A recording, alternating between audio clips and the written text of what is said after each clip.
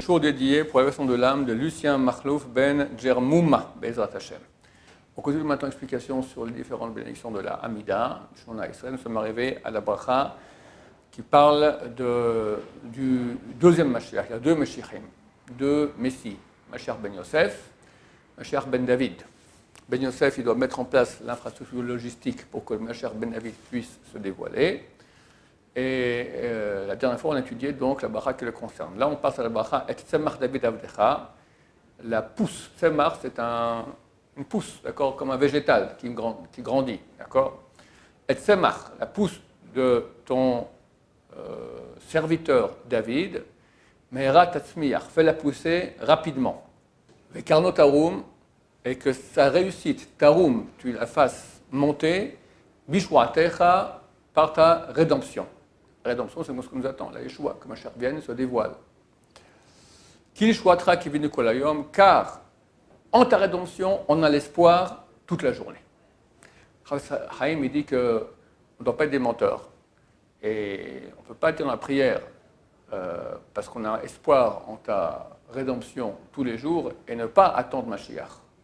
C'est une mitzvah importante, un des 13 actes de foi, qu'il faut non seulement croire que Mashiach viendra, mais il faut l'attendre. L'attendre avec impatience. Donc c'est ce qu'on dit ici. Kilishuatra, car à ta rédemption, en ta rédemption, Kivinu, on a espoir, on attend sans cesse, Kolayom, toute la journée, qu'elle vienne. Ce n'est pas li avec un yud, li yishuatecha, mais li shuatecha. D'accord? Pas prononcé avec le yud, c'est un yud qui est muet. Et quand on dit donc cette phrase-là, Kilishuatra Kivinu Kolayom, il faut penser qu'on attend, qu'on espère que Mashiach vienne rapidement. Baruch Hashem, béni sois-tu l'Éternel, Matzmiach Keren Yeshua, qui fait pousser la réussite de la Yeshua, de la rédemption. Shema Kolenu. Écoute, donc prochaine bracha. Là, on arrive à la 13e bracha des brachot du centre de la Hamida. Donc il y a 3 premières qui sont des louanges, 3 dernières qui sont des remerciements et 13 minutes qui sont des demandes. On a demandé toutes sortes de choses.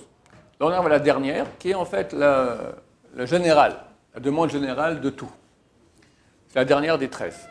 Shema Kolenu, écoute notre voix, Hashem Elokeinu, Éternel notre Dieu, Av Arachaman, Père Rachaman, miséricordieux, Rachem Alenu, aie pitié de nous, Bekabel Barachamim Uratzon et Tfilatenu, et reçoit avec pitié et volonté notre prière. Quel Shoma Tiflos V'Tachalon Mata, car tu es un Dieu qui écoute les prières et les supplications.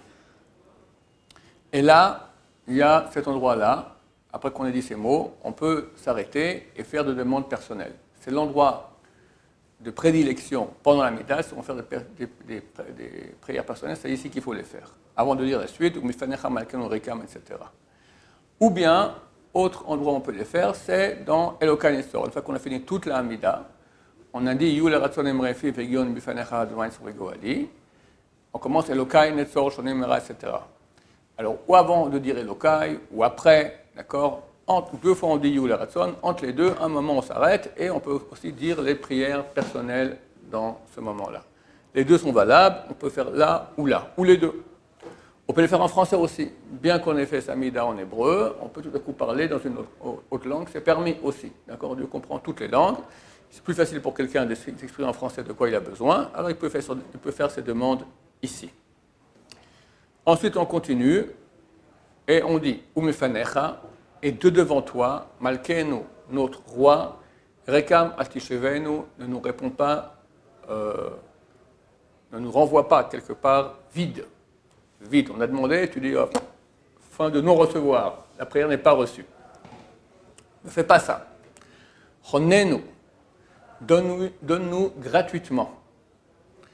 Chonenu vient de la racine chinam, chinam signifie gratuit. Donc, bien qu'on ne mérite pas, donne-nous gratuitement. Va'anenu, et réponds-nous. Ushma tefilatenu, et écoute notre prière. Attention, quand on dit va'anenu, il faut prononcer va'anenu, le N normal. Pas avec un accent, annenu. Anenu signifie torture-nous, persécute-nous. D'accord? Très bientôt, dans moins de 2 mois, dans 50 jours environ, on commence le Sichot. On va dire Anenu, celui qui dit Anenu, d'accord, il dit torture-nous. Eloké Abraham, Anenu, torture-nous. Je ne veux pas torturer, mais tu demandes sans cesse que je torture, je vais torturer, d'accord? Donc, il faut faire attention à ce qu'on dit, dire Anenu sans l'accent dans le N. On continue cette bracha. Et d'ailleurs, quand je dis, si on dit Honenu va'anenu shma tefilatenu, là, il y a une prière intercalée quand on est en jeûne. Quand on est en jeûne, un jeûne volontaire que soi-même, quelqu'un décide de jeûner, ou un jeûne public, alors on rajoute ici le passage qui commence par le mot Anenu. Anenu, Avinu, Anenu, réponds-nous, notre Père, réponds-nous. Et ensuite on continue, Ki ata shomea tfilat kol pe, car tu entends la prière de toute bouche, Baruch ata Hashem, béni sois-tu l'Éternel, shomea tefila, qui écoute la prière. On commence maintenant la première des 3 dernières brachot, ce sont des prières de remerciement. Paradoxalement, on verra que même dans ces prières de remerciement, on fait aussi des demandes.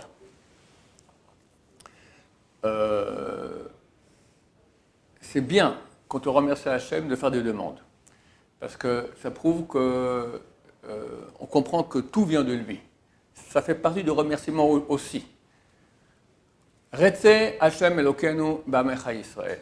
Veuille, c'est-à-dire que tu veuilles, tu sois en bonne relation.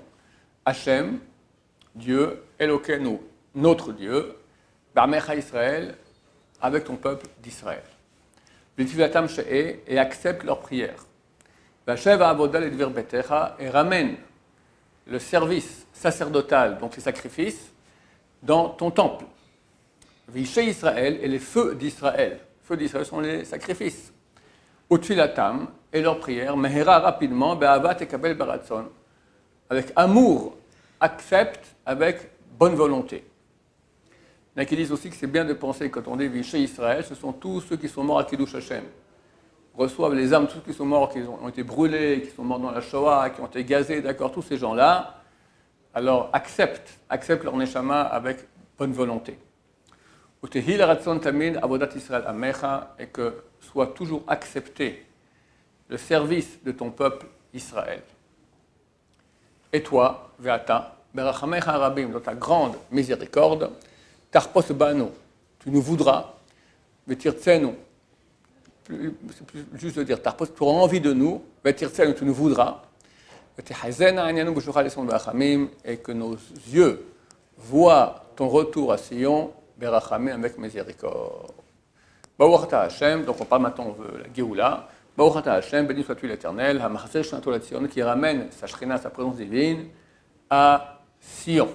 On va s'arrêter ici pour ce cours-là. Baruch Adonai, l'olam, amen, va amen.